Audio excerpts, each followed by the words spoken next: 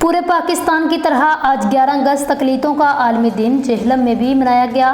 महकमा social welfare की जानिब से सिविल लाइन सनतजार में एक पुरवकार तकरीब का इनेकाद किया गया। सराय आलमगीर से डॉक्टर तसव्वुर हुसैन मिर्ज़ा की रिपोर्ट के मुताबिक इस तकरीब के मेहमान ख़ुसूसी डिप्टी कमिश्नर सईदा रिमला अली शाह थीं। तकरीब में केक काट कर पाकिस्तान की सलामती के लिए दुआ की गई। सबसे पहले एक रैली निकाली गई। इसकी तकरीब में आए हुए मिनारिटी के लोगों में एडवोकेट फरहत कमाल ज़िया और उनकी फैमिली की तरफ से पौधे और खाने के बॉक्स भी तकसीम किए गए। इस मौका पर social welfare officer Sohail Nasir, manager Sanatzar Muhammad Haleem, doctor Shahzana Imtiaz, मोहतरमा फलक नाज सेठी, मिस्तानिया मोहम्मद उमर बट, तंजीम Alfalah Abdul Ghafoor Chauhan, chairman youth assembly for human rights जिला जेहलम सलीम बट फैज, वेलफेयर सोसाइटी मोहम्मद उस्मान हसीब अहमद, इसके अलावा सिविल सोसाइटी के मर्द व खवातीन ने कसीर तादाद में शिरकत की। नेज सिविल लाइन चर्च में भी मसीही बरादरी में खाने के बॉक्स तकसीम किए गए, जबकि